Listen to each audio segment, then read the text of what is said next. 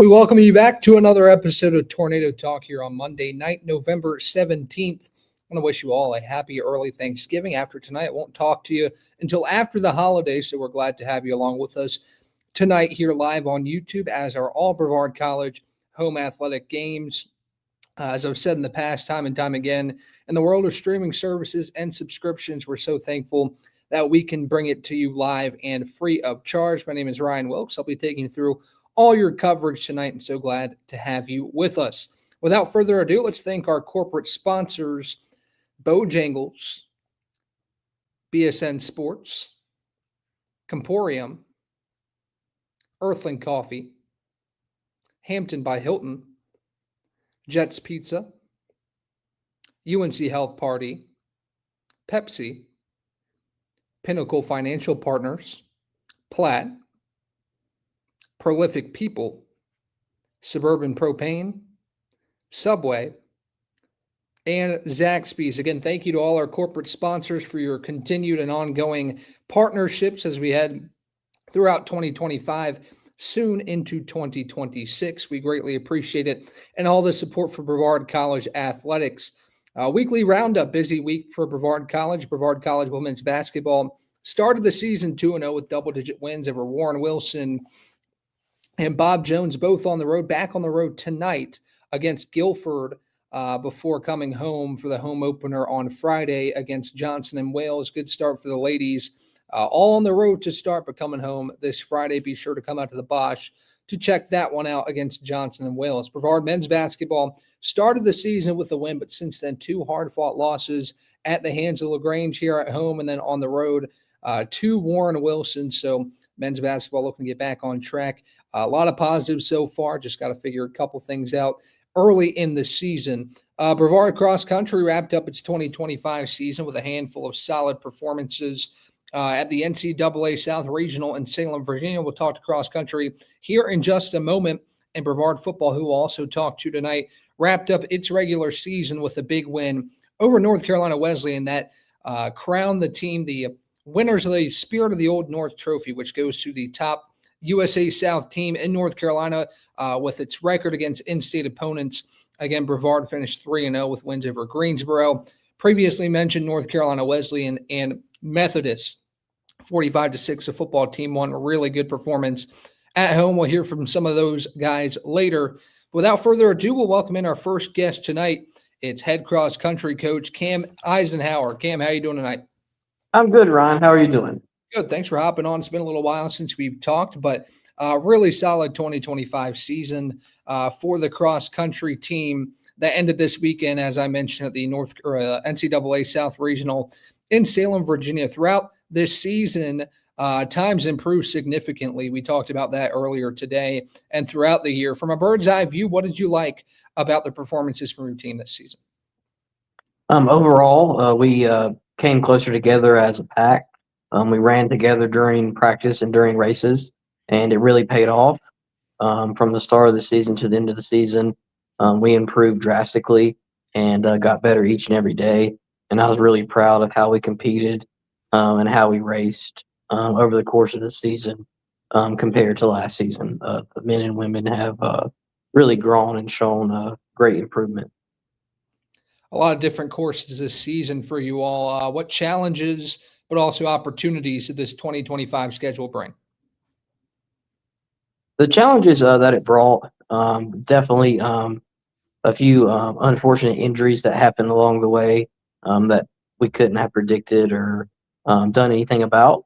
The courses overall were pretty good that we ran on, especially the course in Salem and in Spartanburg were two of our favorite courses with the grass as well as our home course. We practice out there a lot, so we really enjoyed those courses. And obviously going down to Charlotte and running at McAlpine, very fast course, probably the fastest course we run on during the year. I got to ask, because I'm from Salem, did you all run at Green Hill Park? Was that where you all ran at? Yes, we did. Okay. Yeah, that's a very flat course, so I can imagine the times were speedy there. Impressive finish, as you mentioned, in conference for the men, placing third, paced by a 16th place finish.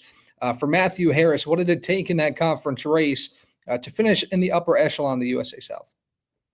It took a lot of grit and hard work and executing our race strategy. Last year, the men finished fourth behind Methodist.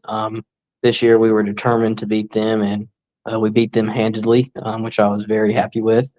And last year, we were well behind Southern Virginia. This year, we were closer. We were beating some of their athletes, and we just did a good job of pack running at conference and pulling off a great team effort that day. So only one senior on the men's side in 2025. How do you build on that positive finish of this season going into next year where you have a lot of guys coming back? The guys are going to be great coming back. We're looking forward to seeing how the track season goes, how we get some speed under our legs, and then building on a successful summer. So we're really excited for that. We have 6 commits coming in as of right now, and the returners are really going to gel well with these freshmen and keep creating a culture of excellence and hard work and dedication. So on the women's side, Molly Perry led the team with a 17th place finish in conference. I've talked to you and talked to Josh about Molly this season and what she's provided. What do you like about her this year and her solid finish in the conference race? With Molly, she is a first year runner in cross country. She was a soccer player and track athlete in high school, and she really came a long way. We think alike, and we have similar goals and values. And I think the relationship we built as a coach and athlete really helped her succeed over the course of this season. In 43 days, she dropped 2 minutes and 28 seconds, which is really hard to do. And she just went out there and ran the best race. That was her first time ever running a 6K at conference. And fell short of all conference, which was top 15. But again, nonetheless, being in the top of the conference as a freshman is a pretty solid guarantee. So we've talked about that. You just mentioned the times with Molly and how they've improved. The two guys we're going to talk to after you, their times have improved significantly throughout the season. What have you seen in practice and both in races that has led to shaving down those times and securing those impressive finishes? Definitely with the guys, everybody improved, all 7 of them, but was really putting in the work over the summer and during the season. Running over 1,000 miles is no easy feat for anyone, but they put in the work and went hard in workouts and really displayed a mental toughness out there on the course to push past their comfort zone and kept going when the running got hard. So on both sides, how have you seen this team grow together? I know the dynamic is different than many team sports where they're participating as one unit. It's more individual based, but there's individual results lead to team success. How have you seen this team grow and kind of push each other throughout 2025? I've seen them take on the paces and times that I've given them for workouts with a attitude of I can do this instead of I can't do this. They also have really worked hard together and gelled together, and I think that's from the relationships they've built with one another and running for one another and running for themselves as well. So I think that's kind of how we improved and did better than last season. So you've concluded your second year as the leader of this program. What lessons have you learned both on and off the course that can help you fine tune your coaching as you move forward in your young career? I've definitely learned that we need to probably ramp up the mileage a little higher during the summer and do a little better job of warming up and cooling down and stretching to help overcome some injuries. But what I've learned is definitely the relationship aspect of it. That goes a long way, and I think that's the most important piece to it. Is they have to know you care before they care about what you know. So you and director of track and field Josh Hall kind of work as a unit to run this thing together. And I'm sure the relationship goes the other way when it comes to track season. Talk a little bit about that relationship with Josh and how you two kind of work together to make sure this program is running at its best capacity. Yes, me and Coach Hall, we work hand in hand. We are share the same office. We talk every day, even when we're out of season. And we just have the same goals for the program, and that's to win conference titles and also have the best team GPA. Um, as a, distance runner himself in college, he gives me some insight into things. And then as a sprinter in college, I give him that aspect as well. So we make a good pair and a good duo, and the results and the finishes are improving. And we're looking forward to eventually winning a conference title together. You mentioned the mileage that this team has accumulated over the summer and both in season as well.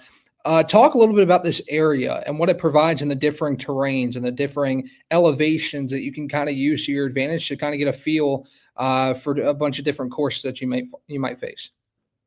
Yeah, so this is a, distance runner's paradise. Having the Pisgah National Forest and the DuPont State Forest right beside us is instrumental in training. And you have varying terrain from mountainous terrain to more technical trails. We run on some gravel roads and some dirt roads. We have some inclines, and then we have some tough hills. And when you can run fast up those, when you put on your spikes or carbons and get on grass, you can really fly, and it's fun to do that. So I think the mountains really give us a distinct advantage over our competition who may not have those training grounds like we have. We've talked about it in the last couple shows that you've been on, but you've gotten a taste of hosting a race. In the past few years, you've hosted the Brevard Cross Country Classic. For the past few years, a really great course out there, and you hosted a race this year as well. But you will get to host the USA South Conference meet in 2026. Talk about what you've learned about this course and what it can provide. I know last time we had some weather difficulties. I think that was a good lesson to learn just in case that comes up again and how we can deal with it. But talk about what that course has taught you in terms of hosting an event here at home. It's taught me that it's a, great course to host meets. It can host large teams. This year, we had 15 teams with 266 athletes over the races. The wide starting line and finish really helps accommodate a large amount of runners. Um, the only problem really is the first turn of the men's 8K race, where it's a little tight since it's just at the beginning. They haven't really spread out yet. But overall, it's a, great course to run on. It's 2 laps and then 2 smaller laps for the men, and then 2 big laps for the women. So it's not a lot of little loops and um, transgressing like over concrete or anything like that. So it's a really great place to run and really great place to hold meets. So. You mentioned a little bit about your incoming class and the talent that will be with this program next year. As much as you can, talk a little bit about that class and what is your pitch to athletes that are interested in Brevard? How do you kind of get them in the boat? Yeah, so definitely I talk about the academics first and foremost. I think it's a, bright spot going to a small institution where you get one-on-one attention. Your focus is on experiential learning. Your professor is going to know your name, and they're here to teach you, not just research, like maybe a bigger school would be. So I think that's a good draw. And then, as I mentioned earlier, the training grounds, having those forests, having the home course, having a brand new track on campus and having a nice 1,500-meter loop around campus that's lighted. So early in the mornings, you need to get a run in or something. Overall, it's just a, great place to run and a great place to be. And with a rich history, not a lot of teams have the success that the Brevard distance running program has seen in the day. And that is kind of what we tell recruits. So, lastly, as we look forward to track season, For you as a coach, how does that focal point change? How do you shift gears from cross country and start thinking about track season? So we definitely get more individualized in terms of the events. I split them up into three groups because we're running from half a mile up to 6.2 miles. So you have a wide range there. And really focusing on tactics because distance racing, especially at your championship level, can be very tactical. Where not everybody's running fast times. Everybody's running for placement and points. All right, Coach. Well, thanks for hopping on tonight. Congratulations on a successful 2025 season. Looking forward to track season. Thank you so much for having me, Ryan. I appreciate it. All right, that is head cross country coach Cameron Eisenhower as the Tornadoes wrap up their 2025 season at the NCAA South Regional in Salem, Virginia. And now we will welcome in two of our cross country athletes, Matthew Harris and Ethan Carlin. Guys, how you doing? Doing well, sir. Thanks for joining us tonight. Welcome to the show for the first time, and congratulations on a great 2025 season. Both of you just concluded your sophomore seasons. What improvements or changes did you make from your freshman year to your sophomore year? I think that consistency and the really hard training with Coach Eisenhower has definitely helped our times and helped us improve. It's been a hard workouts and a lot of hard long runs, but that's what's made us do so well this season. I think that and the Lord. Ethan, for you, anything specific that you change in your training or your rhythm that kind of helped you this year? Yeah, honestly, I would just say the consistency, making that transition from your senior year in high school to your freshman year is really difficult. So I just feel like staying consistent my sophomore year and changing my mentality really helped get me through the season this year. So both of your times improved consistently throughout the year. I know each course is different. You might have some flatter courses compared to some elevation, but the times were consistently moving in the right direction. What was the practice and preparation like to get you guys ready for those races and to see that improvement race after race? Yeah, I would just say grinding the hard workouts out, going hard in the hard days, going easy on the easy days, make sure you're recovering on the easy days, taking it slow. You're going hard on the hard days, and it really pays off, and we see those improvement on the times. Yeah, the transitioning between the easy days and the hard days is absolutely vital. If you go hard back to back, it's going to wear you out and you're going to get injured. And so it's good to have that mix up. So on that note, when you're going to these different courses, you likely want to prepare for what that course can provide. And I think you've got a slew of options here in Brevard of where to run and where to train. How does living in an area like this help you as an athlete prepare for whatever the course might provide? Yeah, I would say living in this area definitely benefits us. You have the elevation already, and then you go out in the forest and you have the elevation on the trails, and being able to go fast on those trails translate to being able to go faster on flat courses that we have, such as McAlpine and Charlotte and those. So it definitely helps live in an area like this.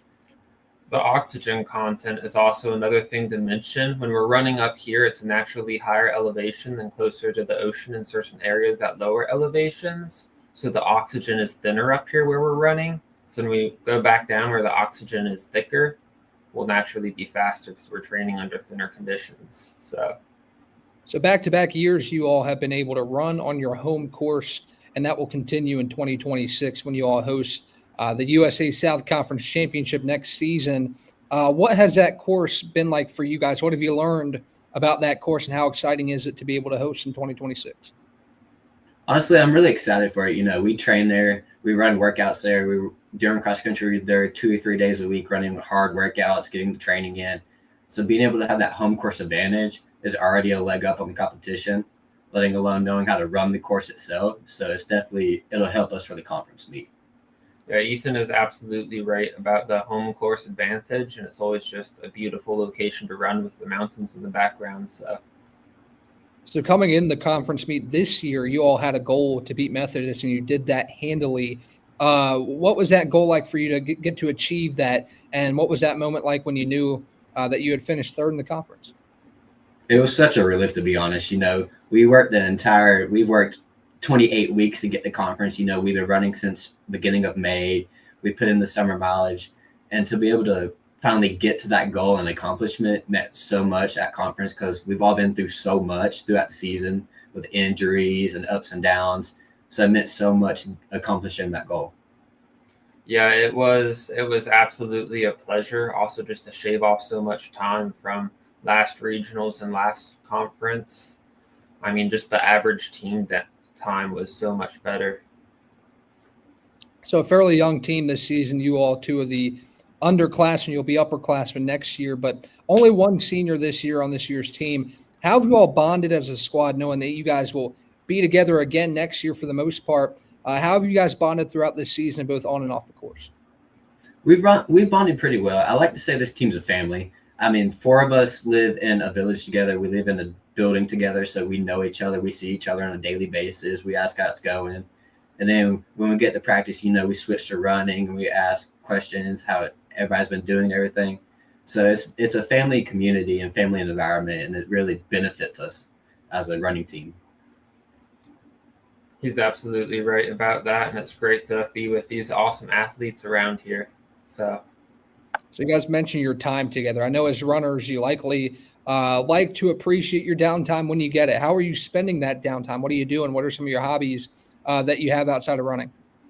Honestly, just resting at this point. You know, in season we run 6 days a week. You know, we're running an hour, 2 hours a day, working out hard, putting the work in. So honestly, I just rest, watch TV, catch up on schoolwork, and move on with my day. yeah, about the same, trying to get those calories in. It's definitely a fight. You guys got any shows you're going to right now? Anything you're watching? Anything new?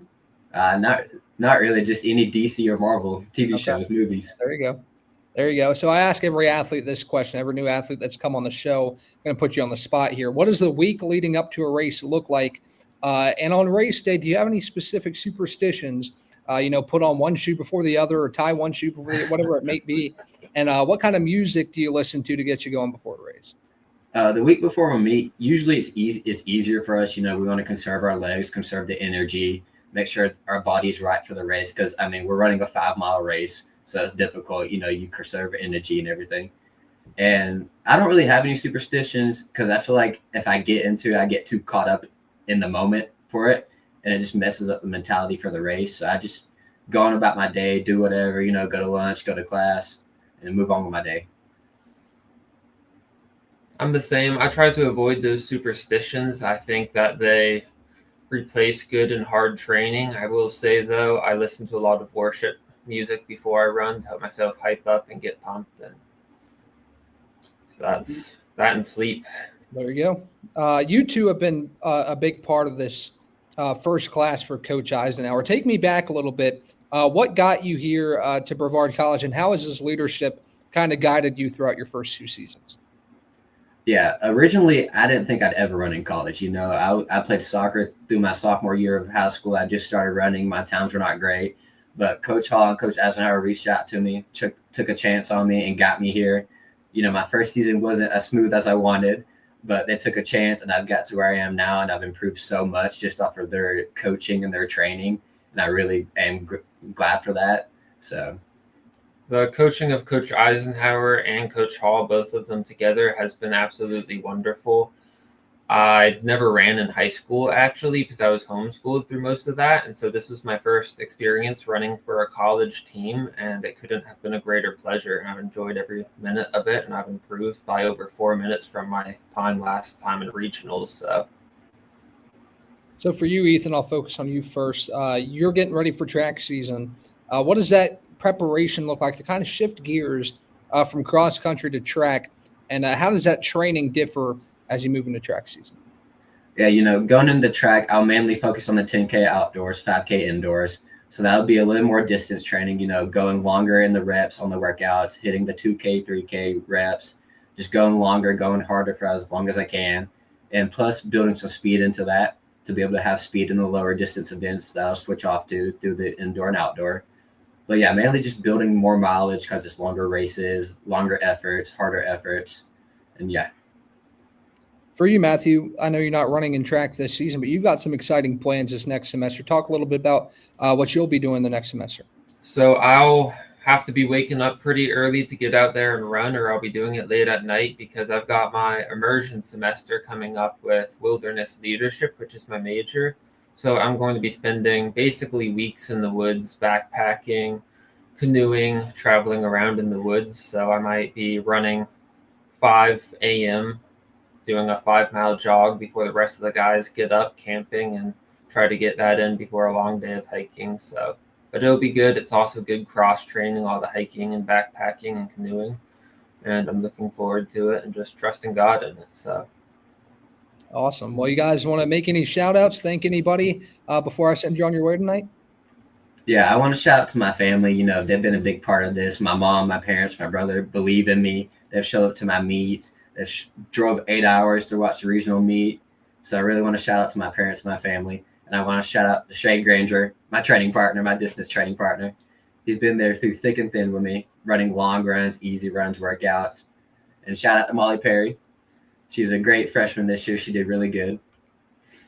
I would like to shout out to my family, who has just been an absolute strength and pleasure in this, and also my God, who is the giver of all good gifts. And so it's been a great year.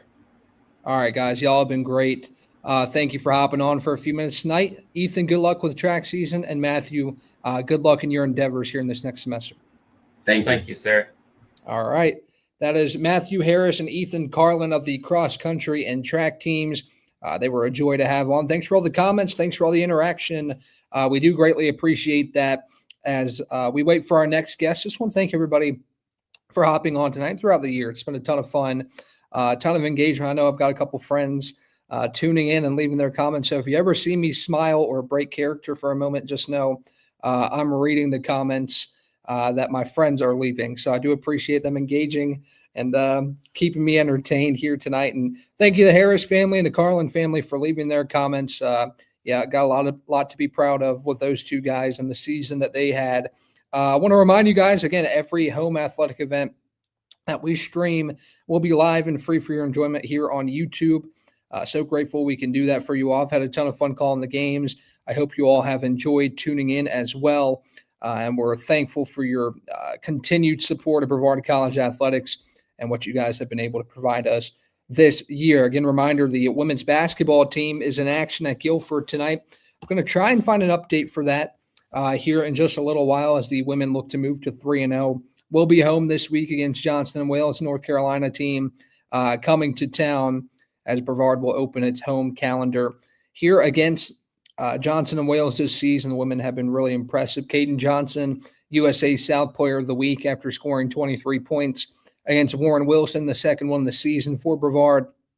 And the women look to keep it going. The men 1-2 at home, and they look to get back on the right track this week and return home next week as we wait for our two football guys. Congratulations to the football team on a great 2025 season, finishing 6-4 in conference, as I believe we'll have one of our guys join right now. Brody Lindsay is situated. Brody, how you doing tonight? Good, Ryan. How are you? Good. So I think we're just waiting on Adam to get situated here. There's Adam. Yep, he's here. Coming into frame. Perfect. Thanks for joining me tonight, guys, and congratulations on a wonderful season finale and a great college career. You all were able to secure the Spear of the Old North trophy with a 45-6 win over North Carolina Wesleyan. Talk a little bit about that, the game, the emotions, everything that went into senior day on Saturday. You know, glad that we got it done. Got to go out with something, you know. Yeah, it was fun. You know, just one final time at home, get a big win with the fellas. It's always good. Not what we were looking for. We were looking for the USA South champions, but we came short of it. But it's okay though, because we still enjoyed the rest of our season and had a good year.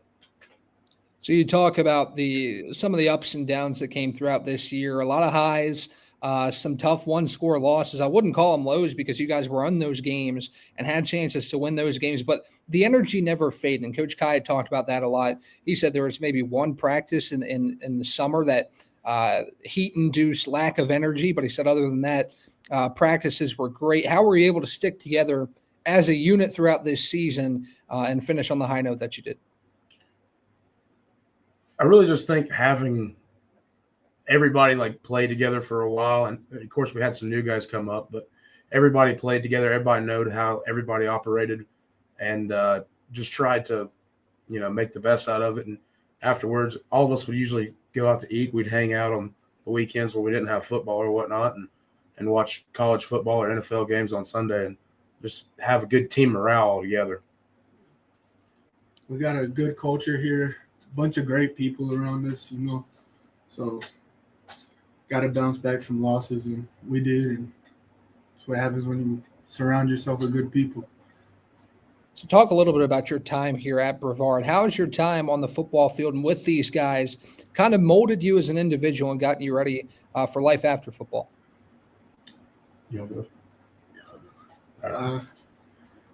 I'd say, it's not fun watching it come to an end, but I've I've definitely grown as a person and just met a lot of good people and just stuff you'll carry out throughout life. And yeah, it really sucks when it comes down to the last final game, 2 games, whatever, and it really just sits in like, you have 1 or 2 more games left, and then you're done.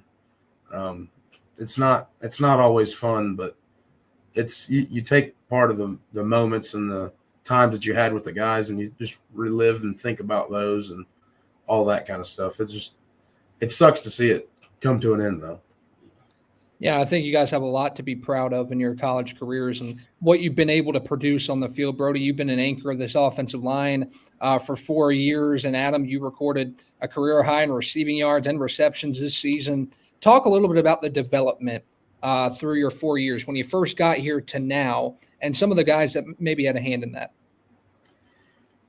Yeah. Wow. Think about 4 years ago. It's kind of rough.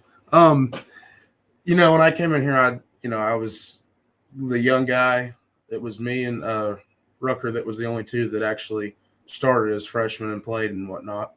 And then one of our starting right tackle got hurt, and then I had to go in, and I pretty much played on and off. Played in 4 games, started in 4 games then, and played on and off in the rest of them. And I really think now it's just kind of like, it's crazy to look back of how much I've progressed each year and each day, even in practice, and getting better, and just building camaraderie and stuff with the offensive line, and having the enjoyment of being out there with the fellas. Coach Kite's a receivers coach, so I got to spend a lot of time with him, and he's just a great leader, and he knows a lot about football. So just throughout the 4 years, I was able to just listen and take it all in and learn a lot about the game, about what you got to do on and off the field. And, I've definitely grown as a person through football and being here at Brevard College. On that note, Brody, you were greeted by a special guest on Saturday, and we tried our best to keep that a secret and keep that under wraps. Yeah. Hopefully we did a good job. One of your high school coaches, John Lively, made an appearance to help escort you on senior day. How special was that for you, and talk about his impact on your football career? Yeah, so Coach Lively, coming in as a freshman at East Henderson, he was our defensive line coach there to start off with, and it was me and him we've trained together, we've been through everything, we've went through all of the practices and tough losses in high school, and he really just taught me just how to play football, how to get into a stance. Because funny believe it, but I never could get into an offense or really a defensive line stance when I was in high school. It was really bad. But no, it was he's a great coach and a great guy. I love him to death. And he had some knowledge because he played at Clemson too in like 2010, I think. So he had some good college level knowledge, and I just tried to soak all that in, and just try to be like him and try to get to the next level and play college football. Adam, for you, who's somebody that's had that similar impact on you, whether it be here at Brevard or before your playing careers, or somebody that you look at as maybe a mentor or somebody that's guided you throughout your football career? Yeah, I'd say my older brother, who I forgot to put him down on the list for them to. He walked with me out on senior day. I forgot to put him down so y'all can say his name and stuff. But my older brother Ryan, he's about 2 years older than me, and he was my quarterback in high school, and just hard worker. Showed me the ways of just being a football player, and yeah, I'd say that's somebody I really look up to and really helped me through this journey. Great. Coach Kai has talked a lot about the impact of this group specifically, totaling 18 wins in the USA South over 4 years. What kind of impact do you feel you all left on this program, not only now, but for what this team can expect in years to come? Yeah, I think that we just told this team in years to come just to try to be resilient, and don't ever say it's over until it's over, until the zeros hit the clock, because you can be up so much and then have the highest of highs and the lowest of lows just like that within a split second. And I would think that we just tell them never give up and just try to keep pushing. And I like that we set the standard that, we're the best D3 team in North Carolina too, with the Battle of the Old North. And like Brody said, I hope we set a standard and just built a culture of hard work and discipline and picking up your brothers, like just, going out and playing ball for each other. I hope that standard's been set, and I hope we leave that behind. Yeah, on the point of development, the Futures team, I think it's a great starting point for freshmen coming in here to Brevard. Talk about the importance of that and how that kind of development and your message to those guys that are playing on that Futures team. It might take time to get where you want to be, but you'll eventually be able to get there. Yeah, the Futures team is really interesting and really good. I think after our sophomore year they started it, kind of. No, I played on the Futures team my freshman year. And it was great for my development and just being able to get experience while also being able to sit back and learn and just get an understanding of the college football world. So yeah, I think. I guess they did start with our freshman year, but it's become a long way from then what it was now. Now it's like a legit thing versus it was just like our scout team when me and Dougie were freshmen. We got thrown to the wolves and have at it kind of thing. So talk about the senior group as a whole, 14 guys, including you two, in this group. You talk about going to dinner after games and having that camaraderie. What has your relationship been like? How has it grown over 4 years to where it is now? I think a lot of you come in as a freshman, you really don't know a whole lot of people. And then you have these just certain guys that hey, I'm gonna hang out with him because he knows kind of what he's doing, and just all kind of just hanging out and building it. I think our senior class is very tight-knit group. I feel like we all get along. We all pretty much hang out together, and we've kind of been friends for the past 3 to 4 years, depending on – there's been a couple that's left and a couple that's came here from then. But I think we've all, just built good camaraderie with each other. I'd say it's been a great 4 years going out with who we came in with, and wouldn't want to do it with any other group. And I'm just proud of all of us for pushing through all the ups and downs of these 4 years. And it's been a pleasure being alongside all of them. So you walk into ISML Family Field on Saturday for one last time. You see a packed stadium, packed to the gills, I think, with Brevard fans. North Carolina Wesleyan had a good turnout. But how special was that for you guys to be able to walk out on the field one more time, have that crowd cheering for you, and get to experience that at home? I love it. I love home games. I think that there's just a natural juice that you get coming to a home game. You have the crowd that's always there cheering on. You have the drum line there. It's really a special thing. Like not a lot of places have this, but it's like a special thing when you walk in the stadium. And I kind of like got a little sad because I was like, man, this is the last time, but had to lock it in and go win a game there. It was a surreal moment for sure. Like, you see it when we're freshmen and sophomore, and you're like,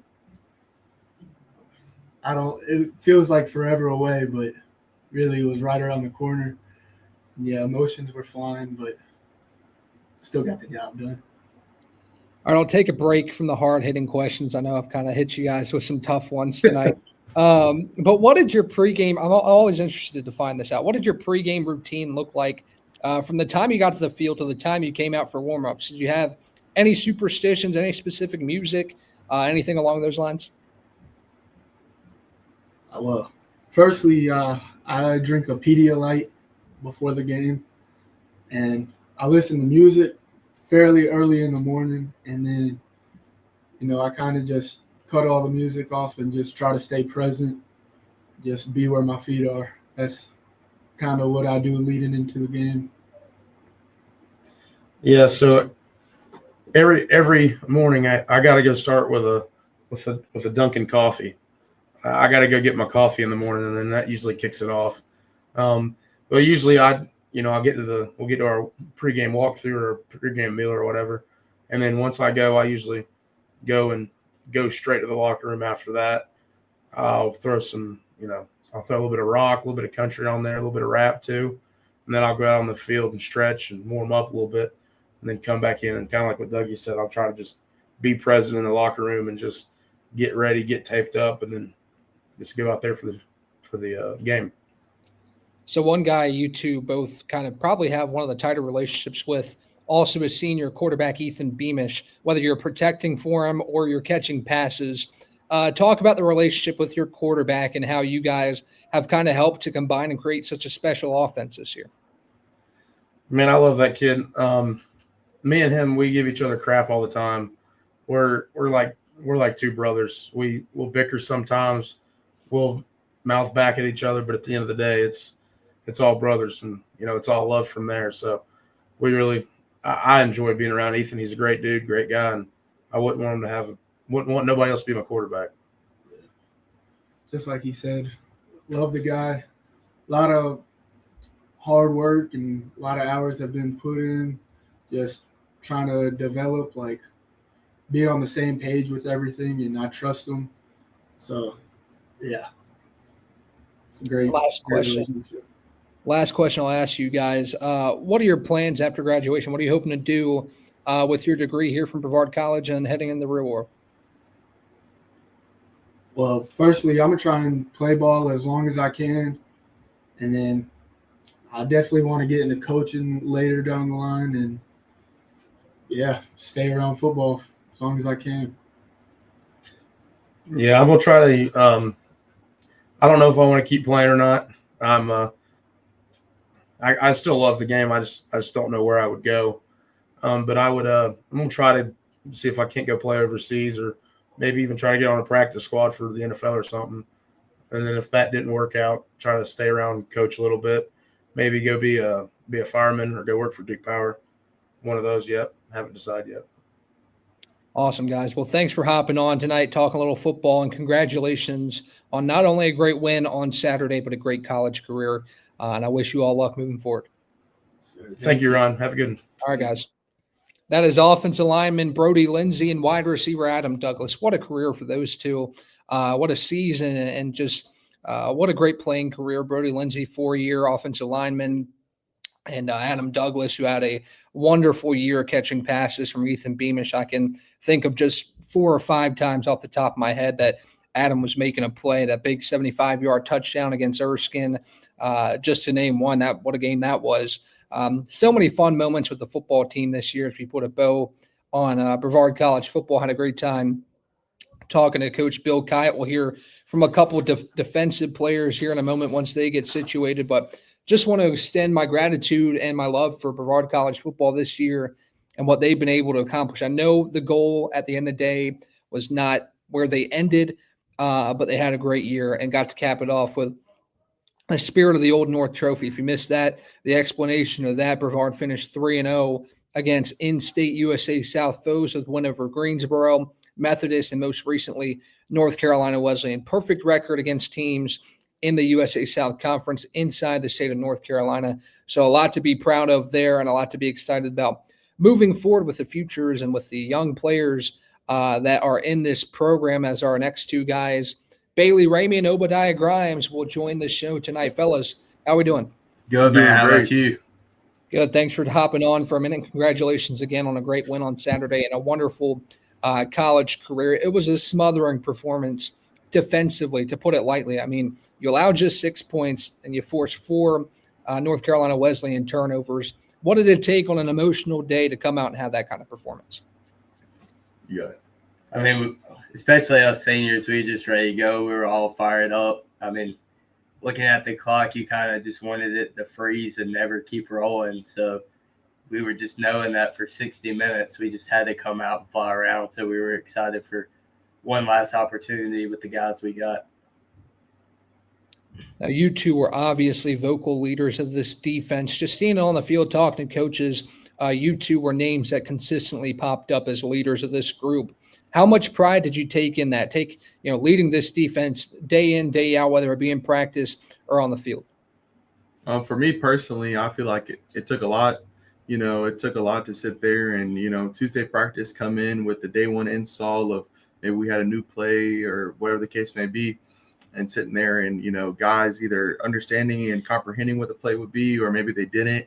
And, sitting there and be like, okay, fellas, we just got to work on this, got to work on that. And then on Saturday, seeing those, fruits of our labor come to fruition.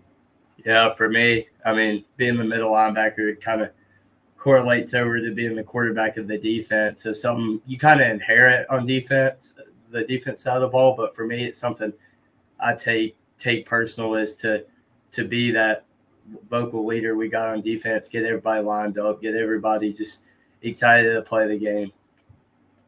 So, energy in practice was a big thing that coach talked about, and how, despite one practice in the summer where it was 90 degrees and you're on the turf where it's probably 110 degrees, if you were to take the temperature out there, he said the energy was always there. And I think it's so impressive with you guys because the big goal at one point was out of sight. And you see it all the time with other programs. Like there's a lack of buy-in and there's guys hopping in the portal and whatever it might be. But you guys had that intensity and that energy all season long. What did it take to keep that up? And, I said it earlier, how much pride do you take in being able to lead this group week in, week out, despite, that biggest goal maybe being out of sight at a certain point in the season? Yeah, for me, just knowing that, I mean, this is it at the college level. So for us too, it's kind of easy to not lose sight of what we got going on. We just kind of took that personal, just keep working hard, keep striving for it. Maybe our team goals wasn't all there, but we each wanted to go get individual things. But in all sense, we wanted to be the best defense in the conference. Win, lose, or draw, we wanted, once you walked off the field, I don't want to play Brevard College no more. I'm glad I don't got to play number 2 or number 0 anymore. I agree with what Bailey said too. It was kind of easy for me and Bailey to look each other and, throughout practice, throughout the year, and be like, all right, this is what we got to work on today. We need to make sure the D-line is staying in their gaps and the linebackers are filling in a certain way, regardless of what the coaches were saying, just because, honestly, it's just us out there on the field and, the other 9 guys or 10 guys whenever, one of us was off the field at a time, and, just taking pride in being able to say, I can put my name behind that. I feel like, practice, honestly, throughout the year was super energetic. I think that there was multiple times we went 4 for 4 on practices where, Monday through Thursday, we were hitting hard, doing contact, making sure we were in the right spots at the right times. And then Friday through our walkthrough, we were sitting there, everybody was focused and laser locked in. There wasn't a lot of talking. We all understood what the job and deal was.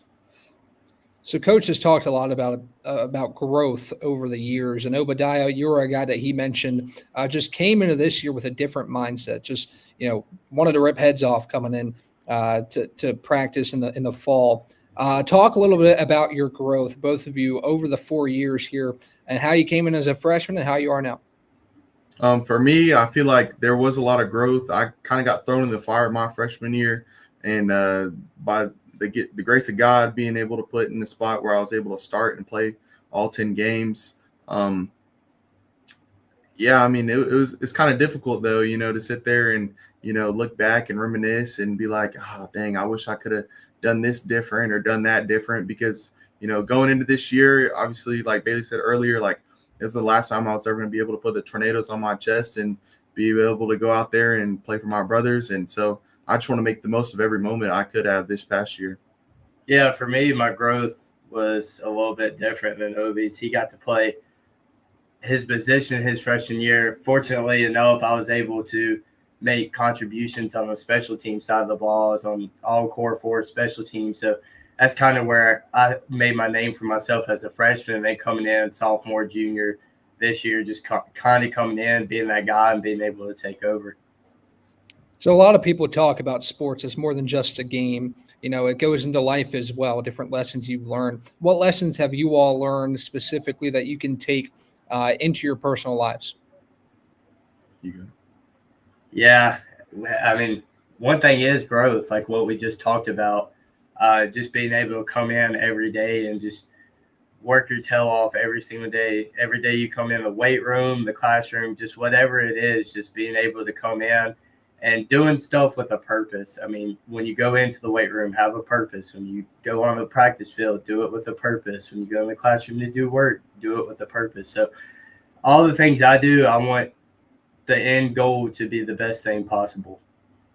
And I think the growth for me throughout these 4 years and being able to play football was the attention to detail on, this certain blitz is coming from the left side. And if you're lined up on a 3 technique on that side, then, this certain guard maybe this week likes to do this with his hands, or, he's going to jump set you. So then being able to give him a certain type of move and then being able to still get in your gap and do your job, I think that was the biggest thing for me, was just that attention to detail about the small things and being able to, look at the bigger picture through the smaller picture, if that makes sense. So this is probably a tough question, given that, 4 years of college have probably flown by. But do you have any favorite memories with this group? Anything that comes up when you go on road trips or whatever it might be? What are some of your favorite Brevard College football memories? For me personally, my favorite memory, especially road trip wise, would probably be that bus ride back junior year from Huntington. That's definitely one I'm going to remember till the day that I die personally. That's really it though for me, other than winning the Spirit of the Old North. It's pretty far too. For me, probably it was sophomore year. We were coming in to open up conference play. We were 0-3.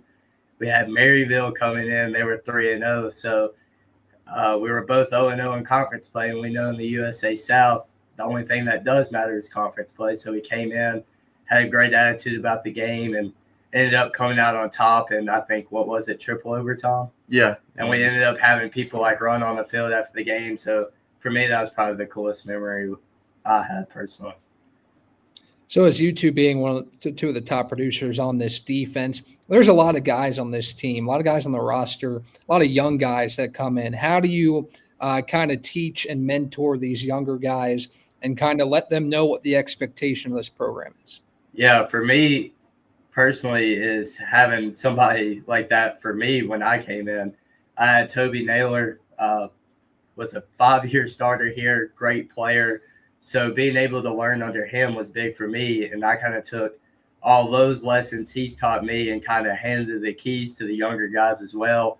And especially my dad. My dad's been a football coach my whole life. So he's kind of taught me how to take guys under my wing, because I saw him do it his whole career. So I got a little bit of that from him as well. Yeah, and then for me, I mean, being able to talk from experience with some of the younger D linemen, or even, younger defensive players as a whole, and be like, all right, fellas, like, these teams, they like to do this throughout the week, or this is the type of offense that they like to run because this is the personnel that they recruit. Being able to sit there and kind of be a voice for them, where they are able to, look back on and hopefully, sit there and reminisce and be like, before the play starts, and understand like, oh, okay, like I know this is going on, just trying to make the game and easier and more slowed down for them, I should say. So you two both had great years up front. I mean, Obadiah, you matched career high with 30 tackles. set a career high with 7 tackles for loss. Bailey, you led the team with 77 tackles. I can't remember a play where at least one of you was not somewhere near the football. And if you weren't, you were on the sideline getting a breather. Talk about we talked about your growth off the field, but on the field in the techniques and the different ins and outs of football, how have you grown, and who are some of the guys that had a big hand in that growth? Yeah, so for me, I experienced 4 different coaches at my linebacker position. So coming in as a freshman, I mean, you come in, you think you know a little bit of football, but you really don't when you hit the college level. So being able to learn under 4 different guys kind of gave me different things I took from each of them to kind of mold my game into the player I wanted to be. And also just watching guys in the upper levels, like in the NFL, I take things from you see my play. I'm more of like an old school linebacker, so I like watching guys like Ray Lewis, them type of guys that play in the box and are strong players. Just being able to learn from the professionals, and then Coach Ingman coming in this year, a new linebacker coach, being able to learn under him, it's been a great thing. And then another shout out to my guy Martin Bayless, was defense coordinator here for a little bit, and a lot of knowledge gained. Yeah, and then my time here, the first 3 years, I feel like there was a lot of older guys, a lot of older D linemen that I was able to learn and soak up a lot of information that they were giving me about, life outside of football or even on the field, and how, to handle yourself and how to get certain things done. And then this past year, Coach Zane Smith, he's done a stand-up job, in my opinion, of, being able to rally the troops and being able to work with what we got. And, honestly, you can proof is in the pudding. This is, like you were saying earlier, this is probably one of the best seasons I've ever had personally. I wish I hadn't for a whole 4 years, but it's kind of, there's a lot of impact from a lot of guys that, have been around. So 14 seniors, including you two, in this year's graduating class. Talk about the relationship you've had with these guys, most of them spending 4 years with them. I mean, just talk about how that relationship has been molded over time. Yeah, I mean, I tell this story to the underclassmen all the time. I think it was day 2 into fall camp, our freshman year, and I was just going through it. I was having a bad day. I think I had to take my concussion test like 9 times or something like that, and I was, kind of upset. And so I was sitting in my room, and I was like, all right, I'm gonna go to the CAF. And so whenever I'm at the CAF, I run into Bailey, and he's like, "What's up, bro? My name's Bailey." I'm like, "What's up? My name's Obi." And since that point, we've just been locked in, us two personally. And then with all the other guys like Dougie, Adam, he was my roommate for a little bit. And then I've known Brody since we came on a couple of visits together over the years. And just being able to build that bond, to have a solid core group of guys has just been fantastic. Yeah, for sure. It's kind of ironic that we're on here together. We've just been locked in from the get-go. And then, like you were saying, all the other guys, I mean, it's no, like, individual pack or groups. Like, we're all just molded together, and you could see that on the field. It's a brotherhood for sure. So this is a question I've asked every new athlete that has come on the show. What did your pregame routine look like from the time that you get to the field house, the time you step on the field for warm-ups? Any superstitions, any specific music, anything along those lines? For me, everybody knows I'm an early riser. So, I mean, even home games on the road, I'm usually up. I'm just ready to go. So, I'm usually up at like 5:30, 6 a.m., and we don't play until 1. But I usually eat, stretch. I'm a big mobility guy. So, I'll stretch, eat, and then mostly I'm just locked in listening to music. I'll read a little bit of scripture. I'm a big guy on my face, so I'll do that. And then, I mean, just look over the game plan once again, but I don't really stress the X's and O's coming in on game day, because if you don't know it by now, you ain't ever going to know it. So I just kind of get locked in and just in that mindset, just ready for battle.